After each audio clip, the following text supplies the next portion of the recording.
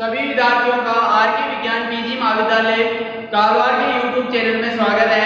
हम आज बात कर रहे हैं BA BSc first year paper first भौतिक भूगोल, जो भौतिक भूगोल पेपर फर्स्ट है, इसकी यूनिट है सेकंड। इसका टॉपिक है बादल। देखो, बादलों पे प्रश्न बन के आता है, बादलों का निर्माण किस प्रकार होता है, यानी बादलों का निर्माण किस प्रकार से होता है।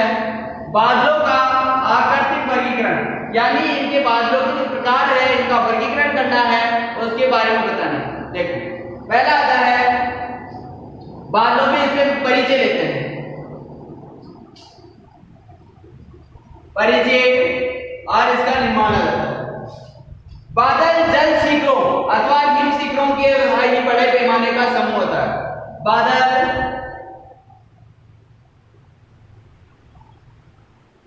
जल शिखरों या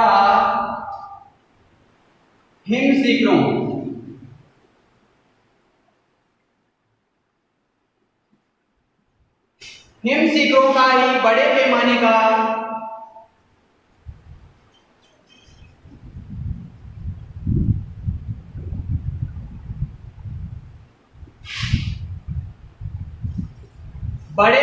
पर समूह होता है।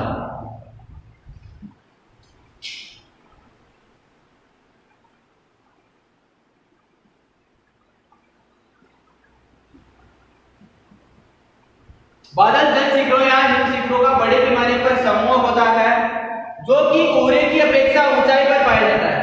जो कि कोहरे की अपेक्षा ऊंचाई पर पाया जाता है।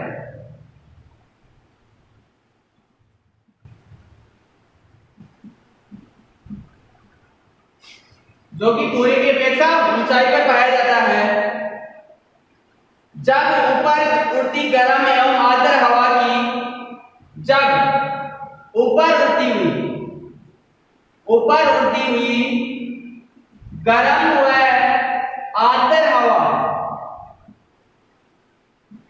आर्द्र हवा की एडियाबैटिक ताप पतन दर आसपास की वायु के ताप पतन दर से कम हो तो वायु अस्थिर होकर निरंतर ऊपर उठकर ठंडी हो जाती है। यानी निरंतर उठकर जो वायु की ताप पतन दर है, जो ताप का पतन दर है, उसके कारण वायु ठंडी होती जाती है तथा ओसान के बाद संघनन प्रारंभ हो जाता है। ओसान के बाद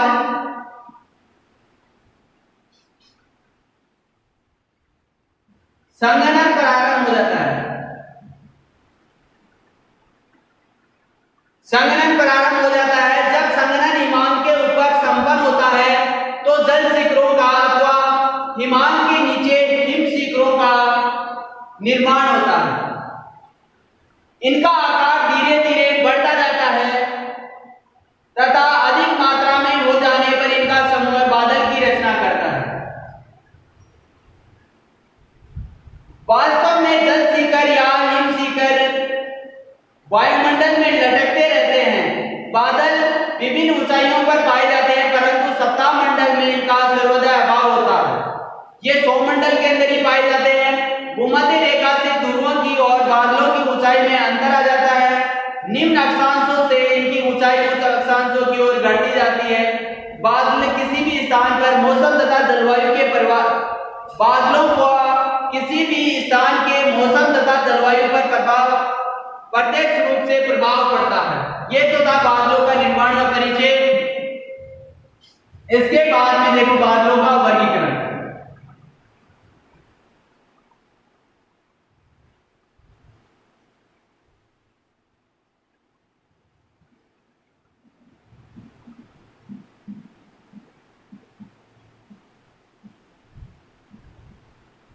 बादलों का वर्गीकरण। बादलों में पर्याप्त भिन्नता पाई जाती है। यह अंतर धरातल से ऊंचाई, उनके रूप तथा आकार एवं आकाश में उनके विस्तार पर आधारित होता है। यानी इनकी ऊंचाई के आधार पर, उनके रूप के आधार पर, आकार के आधार पर तथा विस्तार पर आधारित होता है।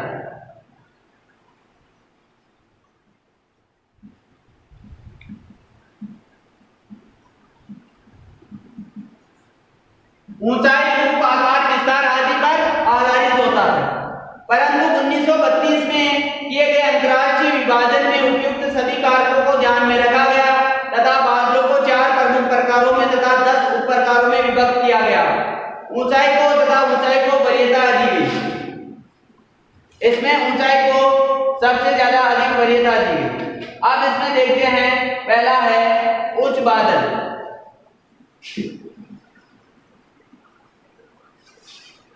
नंबर 5 है, वो है उच्च बादल। उच्च बादल है और वो कितनी ऊंचाई तक है? 6000 मीटर से 20,000 मीटर की ऊंचाई। यह है उच्च बादल। उच्च बादलों में प्रथम है, वो है पक्षमाप।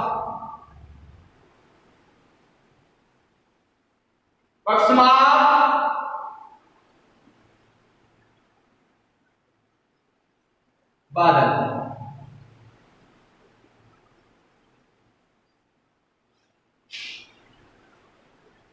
सबसे अधिक ऊंचाई पर प्राय चित्रीय रूप में रेशम के सदृश दिखाई देते हैं।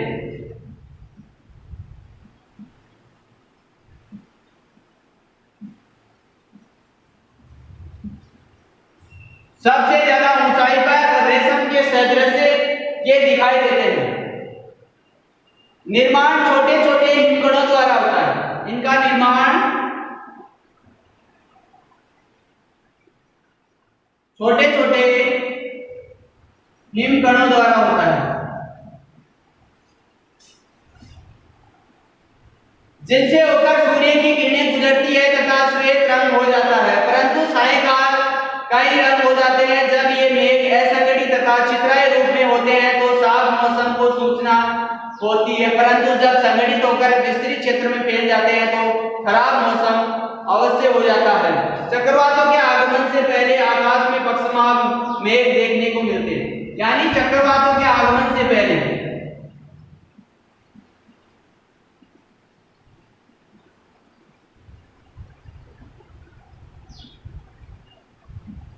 चक्रवातों के आगमन से पहले आकाश में इस प्रकार के बादल दिखाई देते हैं।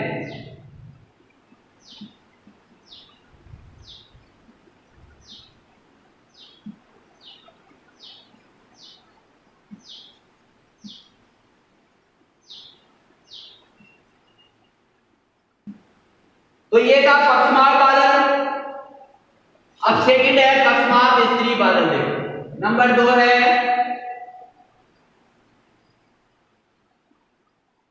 पक्षाप। नंबर 2 है, वो है पक्षाप स्त्री बादल। पक्षाप स्त्री बादल प्राय श्वेत वर्ण के होते हैं। श्वेत वर्ण के होते हैं, जो कि आकाश में एक पतली दूधिया रंग की चादर, आकाश में एक पतली दूधिया रंग की चादर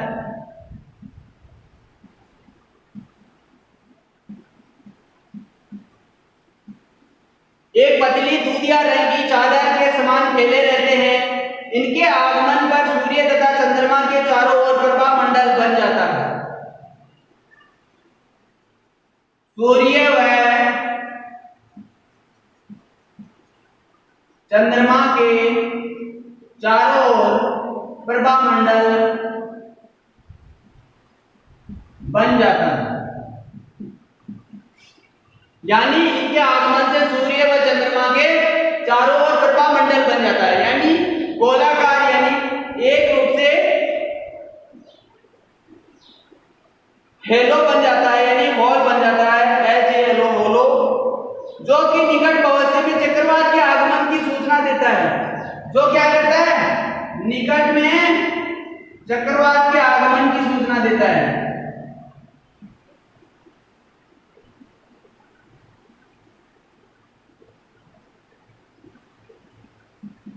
चक्रवात के आगमन की बना देता है।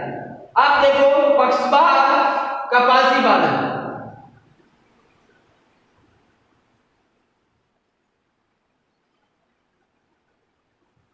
पक्षमाग, पक्षाग, कपासी, पक्षाग कपासी बादल। श्वेत रंग ये भी कैसे कलर के होते हैं? श्वेत रंग कपास की तरह इनका कलर पाया जाता है। बादल या तो छोटे छोटे गोलाकार रूपों में या तो गोलाकार रूप में या लहरदार रूप में पाए जाते हैं। या तो गोलाकार रूप में पाए जाएंगे या लहरदार रूप में पाए जाते हैं। इनमें कपास के ढेर जैसे बादल भी रहा करते हैं। ये छायाहीन होते हैं। इन बादलों को मर्केली स्काई भी कहा जाता है। अब है मध्यम ऊंचाई के बादल। ये तो था उच्च बादल।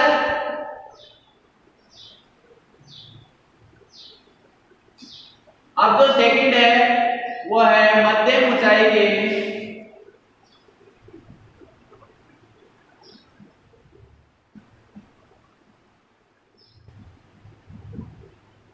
मध्यम ऊंचाई के बादल है और ये 2500 से लेकर 6000 मीटर तक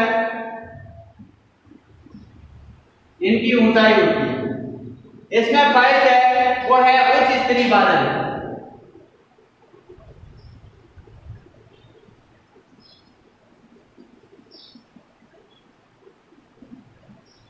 उच्च स्तरीय बादल आकाश में लगातार रूप में फैले नीले अथवा भूरे रंग की चादर वाले, नीले या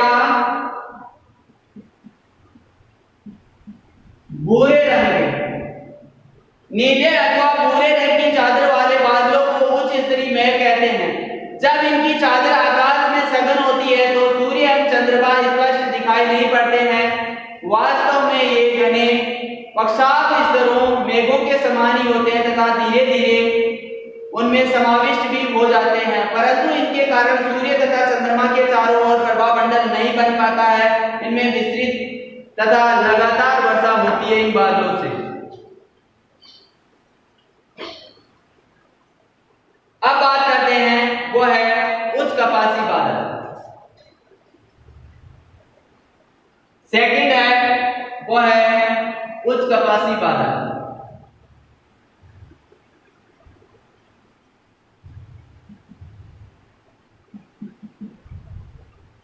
ये पक्षाग कसापी मेघों के समान ही गोलाकार रूप में पंक्तियों या लहरों में पाए जाते हैं। अंतर केवल ऊंचाई तथा इसकी विस्तृत क्षेत्र के अनुसार ही केवल अंतर पाया जाता है। केवल यही उच्च कपासी का यही है। ये बादल भूरे अथवा श्वेत रंग के बताए थे तथा आकाश में मनोरम दृश्य उपस्थित करते हैं ये बादल। अब बात करते हैं वो है निम्न बादल।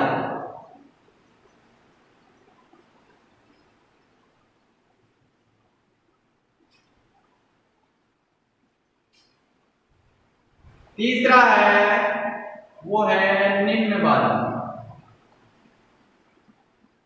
निम्न बादल इनकी ऊंचाई है वह है 2500 मीटर ऊंची। नंबर 5 है इसमें वह है स्तरीय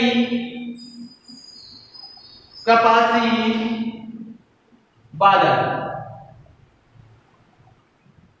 स्तरीय कपासी बादल इनका रंग हल्का भूरा होता है तथा ये बड़े बड़े गोलाकार चक्रवातों के रूप में पाए जाते हैं। इनका है जो है इनका रंग भूरा होता है हल्का तथा ये बड़े बड़े गोलाकार चक्रों के रूप में पाए जाते हैं। इनकी ऊंचाई 2500 से लेकर 3000 मीटर तक होती है।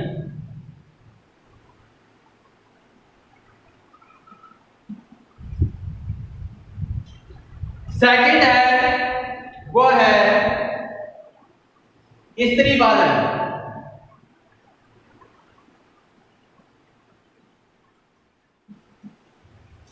स्त्री बादल, ये बादल प्राय पूरे के समान होते हैं। किसके समान होते हैं?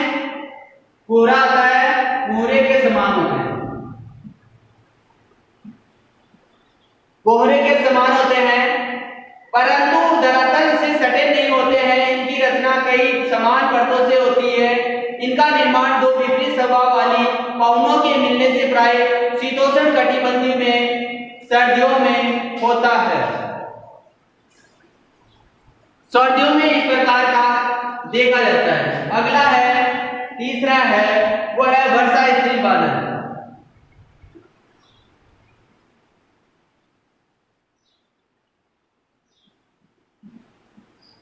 वर्षा स्त्री बादल धरातल के नजदीक पाए जाने वाले काले रंग के, धरातल के पास में काले रंग के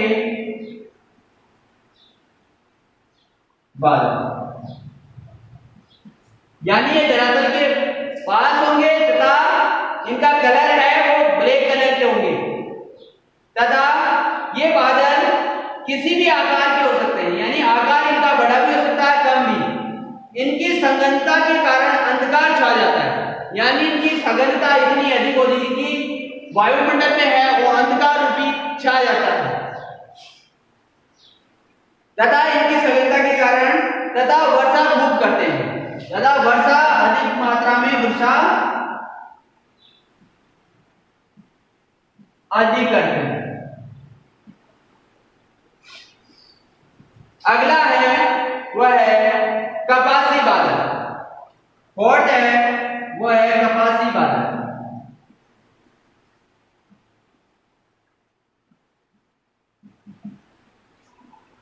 कपासी बादल अधिक घने तथा विस्तृत होते हैं।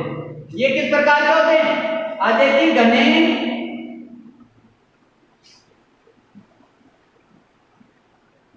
तथा विस्तृत होते हैं।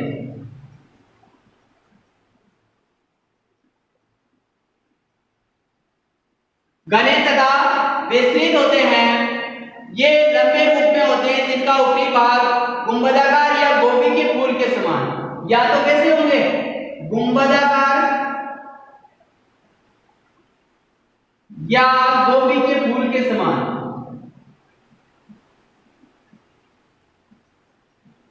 तो गोभी का फूल आता है जो कोन टाइप, उसके समान होंगे, परंतु आधार समतल होता है। इनमें प्राय साफ मौसम का अभाव होता है, परंतु कभी कभी ये गरजने वाले बादल भी बन जाते हैं, यानी कभी कभी ये गरजने वाले बादल भी बन जाते हैं। अगली बात करते हैं वो है कपासी वर्षा बादल।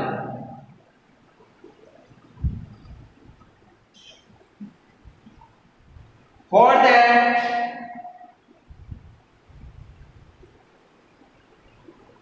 कपासी वर्षा बादल। कपासी वर्षा बादल ये अत्यधिक विस्तृत तथा गहरे बादल होते हैं, जिनका विस्तार ऊंचाई में अधिक होता है, जिनसे ये पर्वत सदृश या लंबवत स्तंभ के रूप में दिखाई देते हैं, यानी पर्वत सदृश या लंबवत रूप में।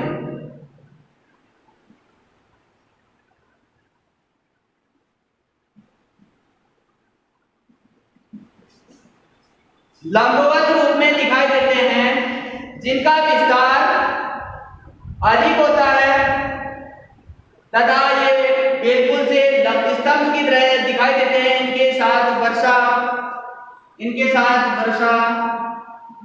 ओला, तड़ित झांझा,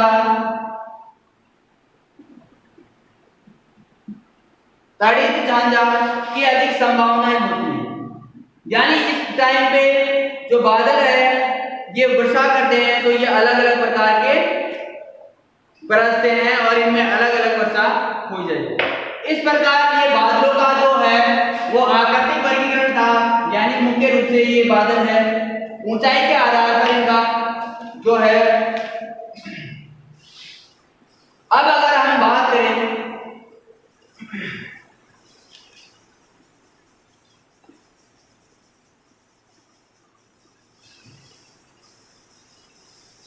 नेक्स्ट, इसी में बता देते हैं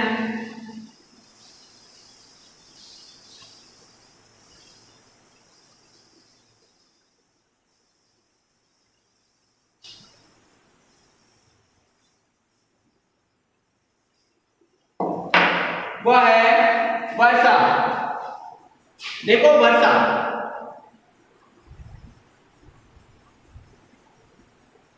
वर्षा के प्रकार, वर्षा के प्रकार। अब देखो इसमें वर्षा के प्रकार, वर्षा के प्रकार जल वर्षा के लिए अस्थायी उष्ण आर्द्र वायु तथा वायुमंडल में ऐसे की मात्रा में आर्द्रताग्राही नाभिक, आर्द्रताग्राही नाभिक का होना आवश्यक है। उड़ती हुई वायु ठंडी होने के बाद संतृप्त का होना हो जाती है तथा संघनन के बाद बादलों के निर्माण के बावजूद भी वर्षा नहीं हो पाती है। इससे स्पष्ट है कि वर्षा के लिए वायु का अति संतृप्त होना आवश्यक है। जब सापेक्षिक आर्द्रता 100% हो जाती है, यानी सापेक्षिक आर्द्रता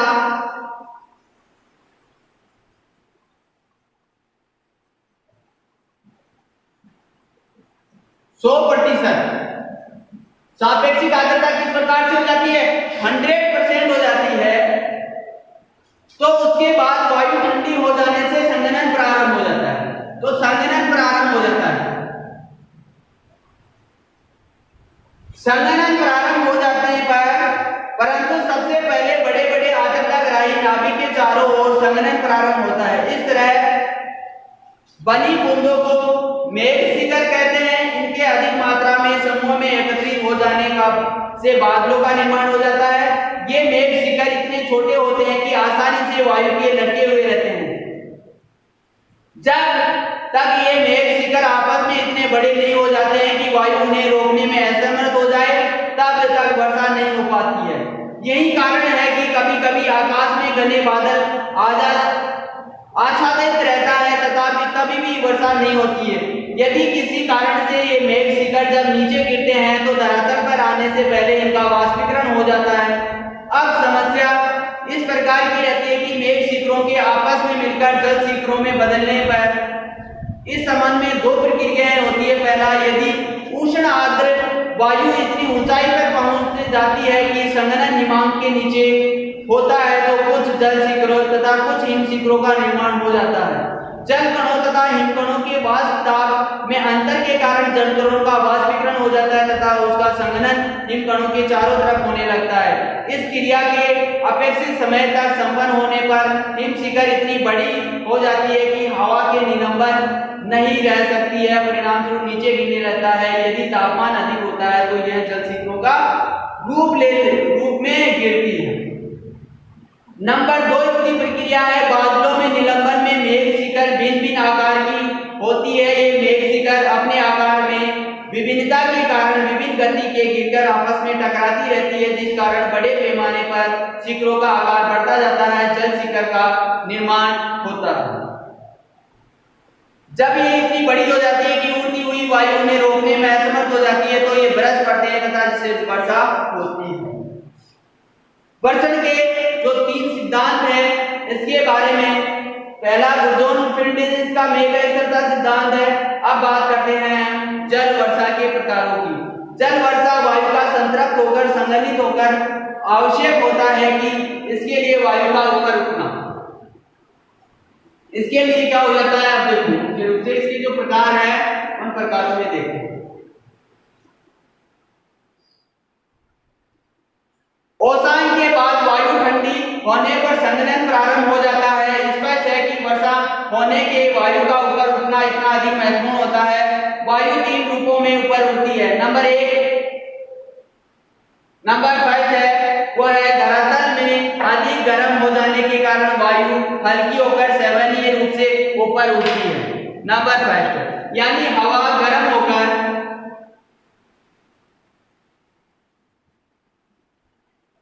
ऊपर उठती है। नंबर दूसरा है संवहनीय के रूप में ऊपर उठती है। दूसरा है हवा पर्वत के सहारे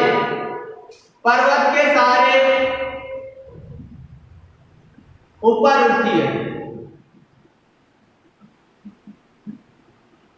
नंबर थर्ड है वो है चक्रवात में वातागर या सीमांत के सहारे चक्रवातों के सहारे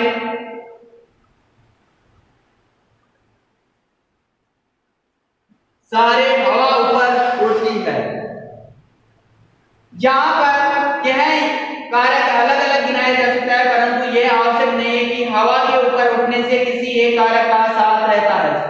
एक से अधिक कारक भी साथ सक्रिय हो सकते हैं। ऐसी स्थिति में सबसे अधिक प्रभावशाली कारक आधार पर ही वर्षा के रूप का निर्धारण करते हैं। अब देखो इस आधार पर वर्षा के 3 प्रकार होते हैं। वर्षा के कितने प्रकार हैं? 3 प्रकार हैं। अब देखो पहला है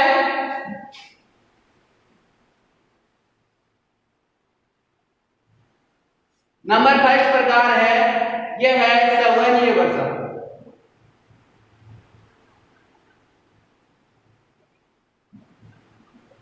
संवहनीय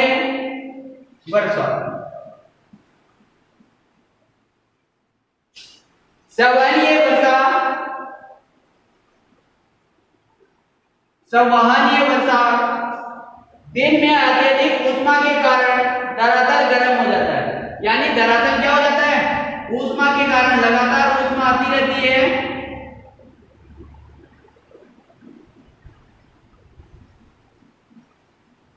गर्म हो जाता है, जिसका कारण वायु गर्म होकर फैलती है तथा हल्की होने के कारण ऊपर उठती है। सोच के एडियाबैटिक ताप पतन दर के प्रति 1000 मीटर पर इस वायु का 10 डिग्री तापमान कम हो जाता है। यानी प्रति 1000 मीटर पर 10 डिग्री सेंटीग्रेड ताप कम हो जाता है वायु का।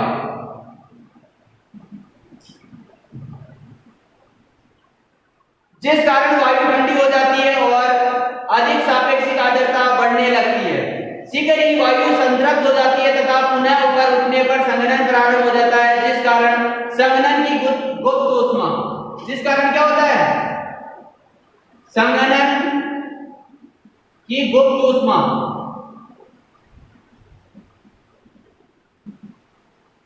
संघनन की गुप्त ऊष्मा वायु में मिल जाती है, जिससे वायु पुनः ऊपर उठने लगती है और अंत पर सीमा को पहुंच जाती है, जहां पर स्थित वायु का तापमान इसके बराबर हो जाता है। इस अवस्था में संघनन के बाद कपासी वर्षा मेघ का निर्माण हो जाता है तथा तीव्र वर्षा प्रारंभ हो जाती है। ऊपर उठती वायु शीघ्र ठंडी होती है, अतः संवहनीय वर्षा मूसलाधार रूप में होती है। क्योंकि कपासी वर्षा मेघ आकाश में सभी क्षेत्र में होते हैं तथा इन्हें अनेक शीघ्र छड़ जाने पर वर्षा जल्दी रुक जाती है। परंतु इस प्रकार से हम कह सकते हैं कि इस प्रकार से देखो ऊपर उठती हुई हवा, यानी इस प्रकार से हवा उठेगी ऊपर, यानी ये हवा ऊपर उठती रहती है दोनों तरफ से तथा यहाँ पे किसका बादलों का निर्माण हो जाता है। ये बादलों का निर्माण हो जाता है और फिर वर्षा स्टार्ट हो जाती है।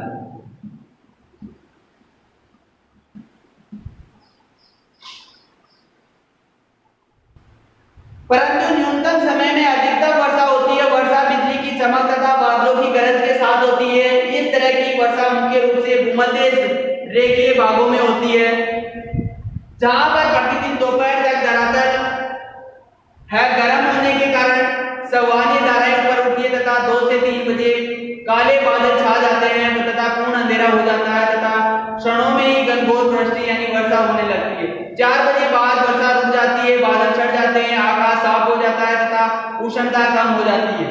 भूमध्य रेखीय भाग में इस तरह की वर्षा वर्ष में गर्म मौसम या दिन के समय होती है। वर्षा रोज नियमित रूप से होती है। सामान्य वर्षा में अल्पकालिक तथा तीव्र वर्षा होने के कारण आपर्जन अधिक होने लगता है। समशीतोष्ण भागों में भी सामान्य वर्षा होती है, परंतु यहाँ पर मूसलाधार रूप में न होकर सामान्य रूप में होती है, जिस कारण अधिकांश में जल मिट्टी में ही समाविष्ट हो जाता है। यहाँ पर वर्षा गर्मियों में होती है। उष्ण रेगिस्तानों में सामान्य वर्षा होती है, परंतु वायु में आर्द्रता की कमी के कारण उससे अधिक ऊंचाई तक जाना होता है। इन भागों में वर्षा नियमित न होकर आकस्मिक रूप से होती है। अब सेकंड जो वर्षा है वो है पर्वतीय जल वर्षा।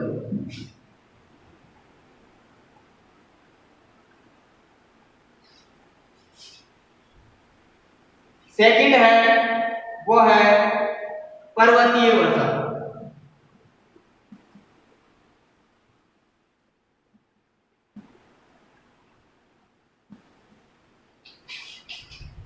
उष्ण एवं आर्द्र हवाएं जब पर्वतीय भागों से अवरुद्ध हो जाती है, यानी पर्वतीय भाग से अवरुद्ध हो जाती है, तो उनके ढाल के सारे ऊपर उठने लगते हैं। यानी उनके ढाल के सारे जिस प्रकार से मान लो ये कोई पर्वत है,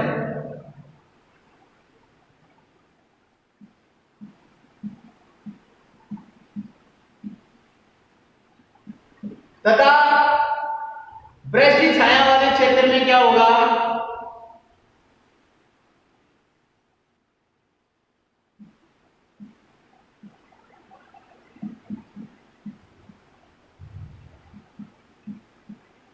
वृष्टि छाया प्रदेश तथा यहां पे बनेंगे बादल और इस साइड में होगी बारिश।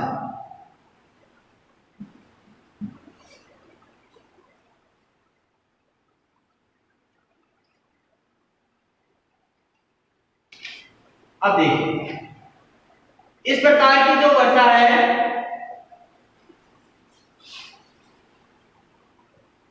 उष्ण एवं आर्द्र हवाएं जब पर्वतीय भाग से अवरुद्ध हो जाती है तो उनकी ढाल के सारे ऊपर यानी ढाल से हवाएं ऊपर उठने लगती है तथा एंटीबायोटिक तापपतन दर यानी प्रति 1000 मीटर पर 10 डिग्री सेंटीग्रेड द्वारा ठंडी होने लगती है और जिस कारण वायु की सापेक्षिक आर्द्रता बढ़ने लगती है तथा एक निश्चित ऊंचाई पर पहुंचने पर हवा संतृप्त हो जाती है तथा संघनन प्रारंभ हो जाता है तथा घनघोर विस्तृत बारिश करती है। घनघोर रूप से बारिश करती है तथा एक निश्चित ऊंचाई पर जाने पर संघनन प्रारंभ हो जाता है और बादल छा जाते हैं और वर्षा प्रारंभ हो जाती है। संघनन की गुप्त ऊष्मा हवा में मिल जाती है जिस कारण वायु ऊपर उठने लगती है तथा ठंडी होकर ऊंचाई में फिर से वर्षा करती है। यही कारण है कि बढ़ती ऊंचाई के साथ वर्षा की मात्रा बढ़ती जाती है। एक निश्चित सीमा तक पर्वत के जिस ढाल पर हवा टकराती है पवन उन्मुखी ढाल वहां पर ढाल होती है, यानी इधर से वर्षा अगर टकराती है पवन इधर से टकराती है उसी भाग में वर्षा करती है तथा जिस भाग में पवन नहीं टकराती है वहां पे अतः इस ढाल को वृष्टि छाया प्रदेश कहते हैं तथा संसार का अधिकांश वर्षा पर्वतीय वर्षा के रूप में होती है। संसार की जो अधिकतम वर्षा है वो इसी रूप में होती है।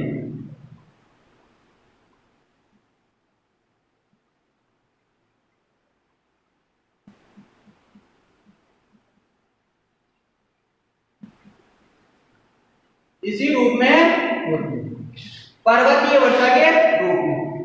पर्वतीय वर्षा की आवश्यक दशाएं निम्न है। पर्वत की स्थिति का होना, पहला है पर्वतों की स्थिति किस प्रकार से है। वायु के मार्ग में उच्च पर्वतों की स्थिति समकोण पर होनी चाहिए, यानी पर्वतों की स्थिति कैसे होनी चाहिए, समकोण पर होनी चाहिए ताकि वायु उनसे सीधे अवरुद्ध न होकर ऊपर उठ सके तथा प्रचलित हवा की दिशा के समानांतर हो सके। सागर से दूरी, सागर तट के समानांतर और करीब होते हैं तो आदर्श स्थिति मानी जाती है। पर्वत की ऊंचाई, पर्वत की ऊंचाई भी वर्षा की मात्रा को जो है प्रभावित करती है। कम ऊंचाई भी वर्षा करा देती है, बट ऊंचाई अधिक हो। वायु में आर्द्रता होना, जब वायु में पर्याप्त आर्द्रता नहीं होती है तब तक अधिक वर्षा की संभावना नहीं होती है। यही कारण है कि स्थलीय समीप वर्षा नहीं कर पाती है परंतु सागरीय समीप घनघोर वर्षा करती है। पर्वतीय वर्षा की निम्न विशेषताएं हैं। वृष्टि क्षेत्र वर्षा की मात्रा, सर्वाधिक वर्षा पवनमुखी ढाल पर होती है तथा पवनविमुखी ढाल पर न्यूनतम वर्षा होती है। इसमें अगर इनका उदाहरण दे, यहाँ पे तो है मंगलोर से 208 सेमी तथा पूर्वी पश्चिमी छाया प्रदेश में बेंगलोर में केवल 50 सेमी वर्षा हो पाती है। पर्वतीय ढाल के पास सर्वाधिक वर्षा होती है तथा उनसे दूर हटने पर कम वर्षा होती है। पर्वतीय भाग सामान्य ऊंचाई वाला है तो अधिकतम वर्षा उसकी चोटी पर नहीं होती है बल्कि उसके दूसरी ढाल की चोटी से थोड़ी आगे बढ़कर होती है। इस प्रकार से पर्वतीय वर्षा के कपासी बादल तथा विमुखी पटलों पर स्त्री बादल होते हैं। अब है तीसरा है वो चक्रवाती वर्षा है।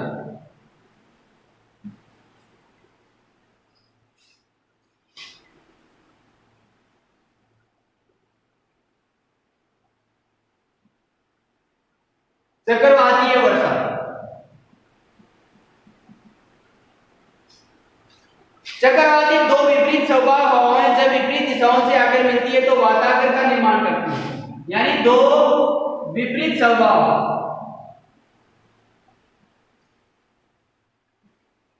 वाली पवनें आपस में मिलती है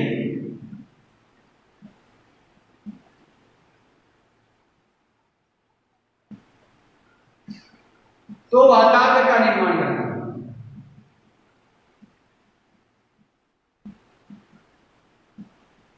तो वातावरण का निर्माण होता है। इस वातावरण के सहारे गर्म हवाएं ऊपर उठ जाती है तथा ठंडी हवाएं नीचे हो जाती है। इस तरह का चक्रवाती वातावरण प्राय शीतोष्ण कटिबंधीय कटिबंधों में बनता है जहां पर ध्रुवीय ठंडी तथा भारी हवाएं तथा गर्म हल्की पछुआ हवाएं मिलती है। इसके विपरीत भूमध्य रेखा के आसपास जो समान स्वभाव वाली व्यापारिक पवनें परंतु विपरीत दिशाओं वाली के मिलने से भी वातावरण का निर्माण हो जाता है।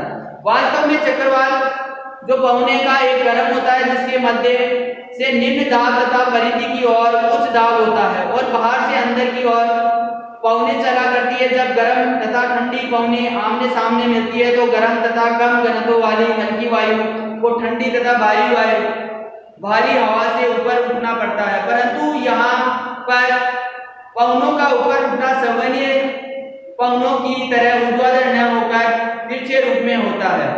ऊपर की गर्म हवा अस्थिर हो जाती है तथा नीचे स्थित ठंडी हवा ठंडी होने लगती है तथा धीरे धीरे संघनन प्रारंभ हो जाता है तथा वर्षा प्रारंभ हो जाती है। क्योंकि हवा के मंद गति से ऊपर उड़ने से चक्रवात के अगले भाग तक संघनन मंद गति से होता है तथा यह वर्षा विस्तृत क्षेत्र में और दीर्घकालीन होती है। कभी कभी तो सारा आकाश मेघाच्छादित हो जाता है परंतु केवल हल्की हल्की बूंदों में ही वर्षा होती है। चक्रवात के पिछले भाग में शीत वातावरण ठंडी हवा शीघ्रता से झटपटाती है तथा गर्म वायु को अचानक ऊपर उड़ेल देती है अतः संघनन शीघ्र हो जाता है जिस कारण हवा वर्षा तेज होती है तथा बिजली चमकती है तथा वर्षा बादलों की गरज भी होती है। ओले भी पड़ते हैं परंतु यह वर्षा अल्पकालिक होती है। शीतोष्ण कटिबंध में अधिकांश वर्षा चक्रवातों द्वारा ही संपन्न होती है। भारत की मानसूनी वर्षा की जो नई संकल्पना है उसके अनुसार पूर्ण रूप से चक्रवातीय वर्षा बताया जाता है। उत्तरी भारत में जाड़े के मौसम में पश्चिम से आने वाली जो चक्रवातीय है वो हल्का वर्षा होती है। अगर वर्षा की बात की जाती है, अगर इसके वितरण की बात की जाती है, वर्षा के जल वर्षा का तापमान तथा आर्द्रता से तथा अंतिम दो एक दूसरे से अत्यंत घनिष्ठ संबंध है। धरातल के वे भाग जहां पर तापमान अधिक होता है और वाष्पीकरण के लिए जल पर्याप्त मात्रा में सुलभ होता है अधिक वर्षा प्राप्त करता है। भूमध्य रेखा प्रदेश से इसके सुदूर उदाहरण है। उपोष्ण कटिबंधीय उच्च वायु दाब वाले भाग भी उपयुक्त दशा को प्राप्त करते हैं परंतु वर्षा न्यूनतम होती है महाद्वीपों के पश्चिमी भाग में क्योंकि वहां पर जो पवन है नीचे उतरने के प्रति चक्रवाती दशाओं का आधिक्य रहता है। पुनः मध्यम अक्षांशों में अनुकूल दशाओं के कारण पर्याप्त वर्षा हो पाती है परंतु ध्रुवीय भागों में जल वर्षा के स्थान पर हिमपात अधिक हो जाता है। कुछ तथ्यों के विश्लेषण आवश्यक है। ये कारक वार्षिक वर्षा का मौसमी वितरण, वर्षा की अनिश्चितता तथा ग्लोब पर जो स्थित उनके अनुसार अधिक चेरापूंजी भारत इतना ही नहीं, यहाँ अधिक मात्रा में वर्षा वर्ष में समान रूप से प्राप्त नहीं हो पाती है। वार्षिक औसत वर्षा अधिकांश भाग वर्ष के कुछ महीनों में ही प्राप्त हो जाता है, जबकि शेष महीने तो सूखे ही रहते हैं। कम वर्षा प्राप्त हो जाती है। इसके कारण उदाहरण के रूप में चेरापूंजी 1200 सेमी की वर्षा लगभग 159 दिनों में प्राप्त हो जाती है।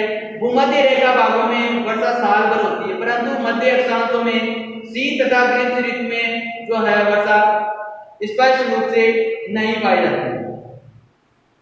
इस प्रकार से जो वर्षा की जो मात्रा है उसमें परिवर्तनशीलता दिखाई देती है तथा विभिन्न प्रकारों से अलग अलग क्षेत्रों में अलग अलग वर्षा निश्चित रूप से पाई जाती है। ठीक है, नेक्स्ट क्लास में फिर मिलेंगे। ये था वर्षा के प्रकार और तथा बादलों का जो आपको बता दिया गया है निश्चित रूप से। ठीक है, नेक्स्ट वीडियो में फिर से मिलेंगे। वहां तक के लिए धन्यवाद।